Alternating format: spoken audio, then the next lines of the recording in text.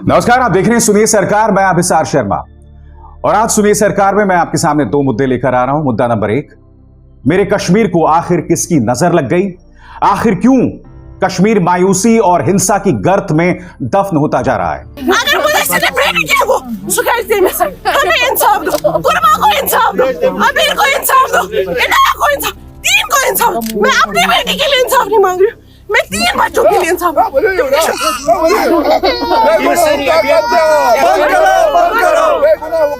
और मुद्दा नंबर दो, भारतीय जनता पार्टी के प्रचार तंत्र का अहम हिस्सा, किसी जमाने में अभिनेत्री रही कंगना रनावत ने अब महात्मा गांधी की बेइज्जती की है। आखिर कंगना खामोश क्यों नहीं हो जाती? उन्होंने जो कहा और वो गलत क्यों है, आगे जाके बताऊंगा। मगर सबसे पहले कश्मीर की बात करना चाहूंगा दोस्तों आपसे। मैं नहीं भूला हूं दोस्तों जिस तरह से माखनलाल बिंद्रू को मौत की घाट उतार दिया गया था। मैं नहीं भूला हूं कि सिर्फ सरकारी फरमान को आगे बढ़ाने वाले अध्यापक दीपक चांद और अध्यापक सुपिंदर कौर को आतंकवादियों ने मौत के घाट उतार दिया था। मैं नहीं भूला हूं कि गोलगप्पे बेचने वाले को आतंकवादियों ने मौत के घाट उतार दिया था। और मैं नहीं भूला हूं दोस्तों कि 40 साल बाद जिस तरह से पहले कश्मीरी पंडित घाटी छोड़ने को मजबूर थे, एक बार फिर लोगों को कश्मीर छोड़ना पड़ रहा है। मगर अब आपके सामने एक और खबर आई है दोस्तों जो सिहरन पैदा करने वाली है। आपके सामने ये दो खबरें हैं। दो बिजनेसमैन, एक का नाम डॉक्टर मुदस्सिर गुल है और दूसरा नाम है अल्ताफ भट्ट, दोनों को मौत के घाट उतार दिया गया है। पुलिस का कहना है कि आतंकवादियों और सुरक्षा बलों के बीच क्रॉस फायरिंग में ये दोनों मारे गए और ये दोनों आतंकवादियों के समर्थक थे। आप जानते हैं दोस्तों कि मुझे अपने सुरक्षा बलों और अपनी सेना पर पूरा विश्वास है, मगर इतिहास ने हमें कई बार इस बात का सबक दिया है कि कई ऐसे मौके आए हैं जब हमारे सुरक्षा बल भी गलत साबित हुए हैं। मैं यह समझना चाहता हूं कि क्या यह संभव नहीं था कि डॉक्टर मुदस्सिर गुल और अल्ताफ भट्ट अगर वो समर्थक थे भी आतंकवादियों के तो उन्हें जिंदा पकड़ा जाता, क्योंकि अगर वो जिंदा पकड़े जाते तो हमारे सामने दूध का दूध और पानी का पानी हो जाता।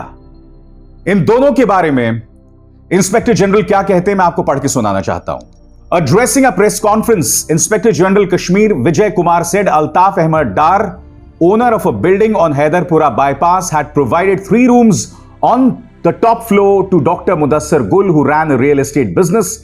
He, यानी कि डॉक्टर गुल जो हैं, he was running a fake unauthorized call center from there.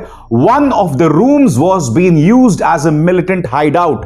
यानी कि पुलिस ये आरोप लगा रही है कि इन रूम्स का इस्तेमाल किया जा रहा था इन मिलिटेंट्स को छुपाने के लिए।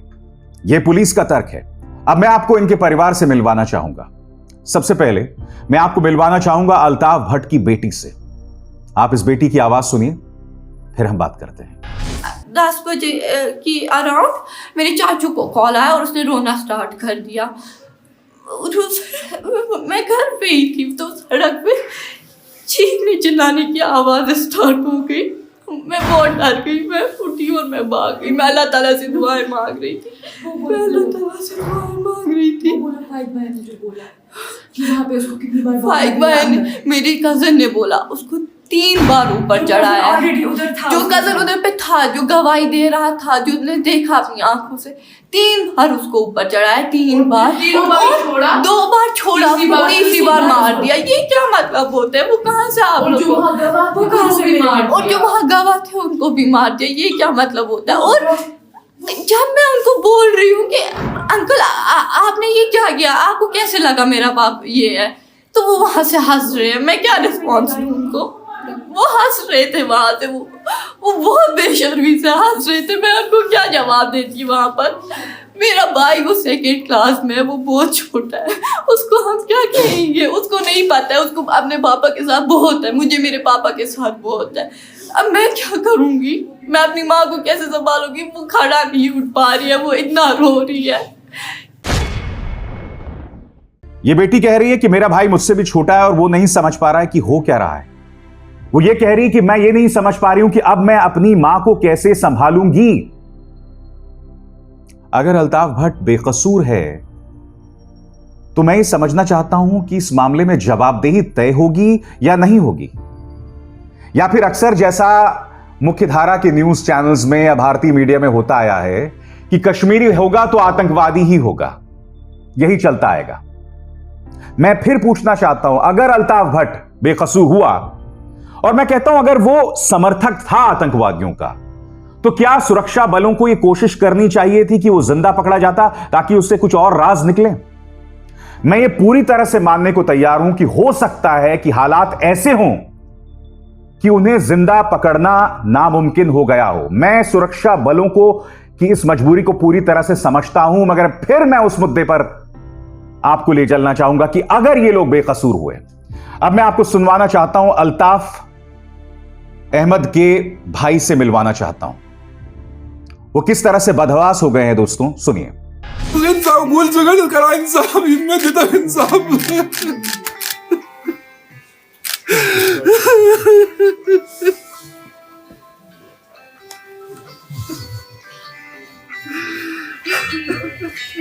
बोल सर।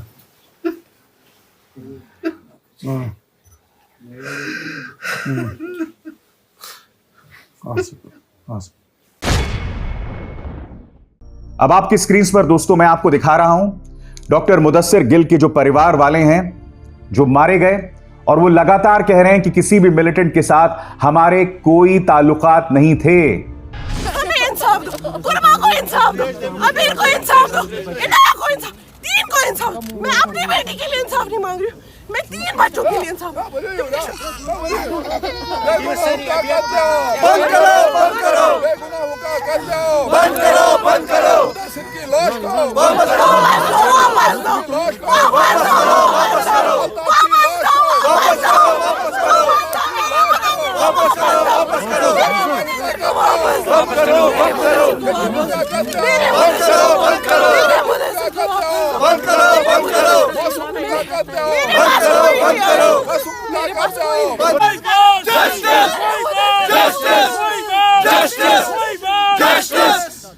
हम तमाम बड़े पार्टी को गुजारिश करते हैं और हम चाइना को, अमेरिका को गुजारिश करते हैं। हाथ जोड़ जोड़कर ये महिला जो है वो बता रही है कि नहीं, कोई ताल्लुकात नहीं थे। ये तस्वीरें देखिए दोस्तों, 4 तस्वीरें एक एक करके डॉक्टर मुदस्सिर गिल के परिवारजन हैं दोस्तों, ये परिवार के सदस्य हैं, और ये लगातार ये दावा कर रहे हैं कि हमारा कोई दोष नहीं है, हमारा मिलिटेंट के साथ कोई ताल्लुक नहीं है, कोई नाता नहीं है। मैं उम्मीद करता हूं दोस्तों कि सच सामने आएगा, क्योंकि सच के अलावा इस मुद्दे का कोई समाधान नहीं है, और वो सच सामने आ भी गया। और अगर इसमें अल्ताफ भट्ट और डॉक्टर मुदस्सिर गुल बेकसूर साबित हुए तो सच का भी कोई फायदा नहीं होने वाला है, क्योंकि इस परिवार ने अपने सदस्यों को गवा दिया उन मिलिटेंट्स के साथ। आज सुनिए सरकार में दूसरा मुद्दा है कंगना रनावत। कायदे से दोस्तों मैं इस मुद्दे के बारे में बात ही नहीं करना चाहता था, मगर हकीकत यह है कि कंगना रनावत भारतीय जनता पार्टी के प्रचार तंत्र का हिस्सा हैं। ये कोई ऐसी इकलौती अभिनेत्री नहीं है जो बार बार इस तरह से देश के स्वाधीनता संग्राम का अपमान कर रही है, क्योंकि आप जानते हैं इन्होंने शुरुआत कैसे की। इन्होंने ये कहा कि 1947 में जो हमें आजादी मिली थी वो भीख में मिली थी, और असली आजादी हमें तब मिली जब नरेंद्र मोदी देश के प्रधानमंत्री बन गए। इन्होंने एक ही सांस में सुभाष चंद्र बोस, भगत सिंह, नेहरू, गांधी सबका अपमान कर दिया, सबका अपमान कर दिया। यहां तक कि इनके जो विचार के तथाकथित स्वतंत्रता सेनानी हैं वीर सावरकर को भी कहीं का नहीं छोड़ा। वीर सावरकर ने इतनी मेहनत करके अंग्रेजों से माफी मांगी थी। अब वो जो माफीनामा था वो तो अंग्रेजों के कार्यकाल में था ना, और बाद में जाके आजादी मिली। उसके लिए तुमने कह दिया कि वो आजादी भीख में मिली थी। ताजा बयान किया है दोस्तों आपके स्क्रीन पर। उन्होंने महात्मा गांधी की आलोचना की, महात्मा गांधी के बारे में झूठ बोला है। सबसे पहले महात्मा गांधी का वो सिद्धांत कि अगर कोई आपको एक गाल में थप्पड़ मारे तो आप अपना दूसरा गाल दिखा दो। वो क्या कहती हैं आपकी स्क्रीन पर? ये वो लोग हैं जिन्होंने हमें सिखाया कोई थप्पड़ मारे तो एक और थप्पड़ के लिए अपना दूसरा गाल दे दो और इस तरह मिलेगी आजादी। ऐसा नहीं है कि किसी को आजादी ऐसे ही मिलती है, इस तरह केवल भीख मिलती है। इसलिए अपने हीरोज को बुद्धिमानी से चुनें। आपको अंदाजा है कंगना रनावत, जब महात्मा गांधी ये कहते हैं कि अगर आपके एक गाल में कोई थप्पड़ मारे तो अपना दूसरा गाल दिखा दो, इसमें कायरता नहीं है, इसमें जो दमन करने वाला है आप उसे एक्सपोज कर रहे हैं, क्योंकि जो दमन कर रहा है वो अपनी ताकत के आधार पर आपको मार रहा है। और जब आप अपना दूसरा गाल आगे करते हैं तो आप उसे सिर्फ ये बता रहे होते हैं कि मैं तुमसे डरा नहीं हूं, मैं सत्य और अहिंसा के रास्ते पर कायम रहूंगा और मैं उसे हासिल करूंगा। और अगर जिस फलसफे की तुम बात कर रही हो कंगना, तो यह ना भूलो कि एक आंख के बदले आंख वाला अगर सिद्धांत दुनिया भर में चलने लगा ना, तो पूरी दुनिया अंधी हो जाएगी, पूरी दुनिया अंधी हो जाएगी। इसलिए अहिंसा हमेशा किसी भी मुद्दे का दूरगामी समाधान होगा। आगे क्या कहती हैं पढ़ के सुनाना चाहता हूं। दूसरी पोस्ट में कंगना ने लिखा है, गांधी ने कभी भी भगत सिंह या नेताजी का सपोर्ट नहीं किया। कई सबूत हैं जो बताते हैं कि गांधी जी चाहते थे कि भगत सिंह को फांसी हो, तो आपको चुनना पड़ेगा कि आप किन्हें सपोर्ट करते हैं, क्योंकि इन सबको अपने दिमाग के एक ही बक्से में एक साथ रखना और इनकी जयंतियों पर शुभकामनाएं देना ही पर्याप्त नहीं है। वास्तव में यह चुप्पी बहुत गैर जिम्मेदाराना और सतही है। सभी को अपने इतिहास और नायकों के बारे में पता होना चाहिए। फिर गलत, यह कह रही हैं कि गांधी जी और नेताजी, जो इंसान गांधी जी को पूछता है वो नेताजी को सपोर्ट नहीं कर सकता। आप जानते हैं, जब मैं छोटा था तो मुझसे कहा जाता था कि तुम्हारे पसंदीदा स्वतंत्रता सेनानी कौन है, और मैं हर बार कहता था महात्मा गांधी और सुभाष चंद्र बोस, क्योंकि ये दोनों एक दूसरे के पूरक हैं। वैचारिक तौर पर इन दोनों के विचार मेल नहीं खाते थे, मगर ये दोनों हमारे इस आजादी स्वतंत्रता संग्राम के दो हिस्सों के दो चेहरे थे। मैं भी जब छोटा था तो मैं सोचता था कि अगर नेताजी जिंदा रहते और अगर वो प्रधानमंत्री होते तो देश की क्या हालत होती या देश किस दिशा में जाता। मगर मैं इतना जानता हूं कि जब नेहरू प्रधानमंत्री बने तो उसका परिणाम क्या हुआ। मैं जानता हूं इस देश में दिक्कतें हैं, उससे कोई इनकार नहीं कर रहा है, मगर नेहरू वो थे जिन्होंने इस देश के अंदर वैज्ञानिक संस्थाओं, आईआईटी, बड़ी बड़ी संस्थाओं, बड़े बड़े संगठनों की नींव रखी। अगर वो नहीं होता तो भारत अपनी बुद्धि, अपनी सोच, अपने विज्ञान, अपने डॉक्टर्स, अपने वैज्ञानिकों की वजह से जो छाप छोड़ रहा होता वो नहीं होता। और फिर वो ये भी कहती है कि महात्मा गांधी ने भगत सिंह को फांसी दिला दी या भगत सिंह की फांसी को रोकने के लिए कुछ नहीं किया। 5 मार्च 1931 को लॉर्ड अर्विन से महात्मा गांधी ने मुलाकात की थी। खंगाली इतिहास की किताबों में लॉर्ड अर्विन ने खुद इस बात की तस्दीक की है कि महात्मा गांधी ने भगत सिंह की फांसी का विरोध किया था। महात्मा गांधी पर बेतहाशा दबाव भी था तमाम लोगों से कि आप लॉर्ड अर्विन से मिलने जा रहे हैं तो भगत सिंह की फांसी रोकने के लिए उनसे अपील कीजिए। कंगना रनावत के साथ दिक्कत यह है कि ये व्हाट्सएप की छात्रा हैं, इतिहास से इनका कोई लेना देना नहीं है। और आज की तारीख में जिन दक्षिणपंथियों की वकालत करते हैं, कृपया मुझे बताइए ना, स्वतंत्रता संग्राम में क्या आरएसएस ने शिरकत की? बताइए।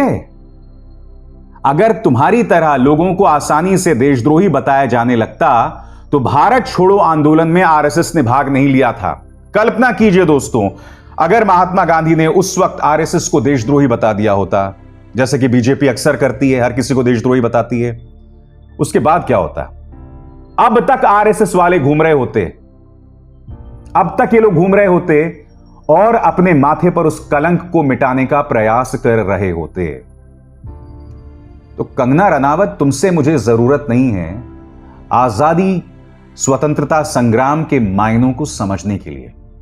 कंगना रनावत, मेरी आपसे यह उम्मीद है कि आप एक अच्छे अभिनेत्री हैं, आप अभिनय पर फोकस कीजिए। अगर आपके विचार हैं कुछ, आप जरूर उस पर अपने विचार रखिए। मैं उन लोगों के खिलाफ हूं जो आज की तारीख में आपके खिलाफ पुलिस केसेस कर रहे हैं, नहीं, क्योंकि मैं जानता हूं अगर आपकी जगह किसी ने, खासकर वो लोग जो इस सरकार से सवाल करते हैं, अगर किसी ऐसे अभिनेता ने महात्मा गांधी, सुभाष चंद्र बोस, भगत सिंह का अपमान किया होता तो अब तक वो जेल में होता। मगर आपका तो क्या कहना। सुनिए सरकार में बस इतना ही। अब विशाल शर्मा को दीजिए इजाजत। नमस्कार।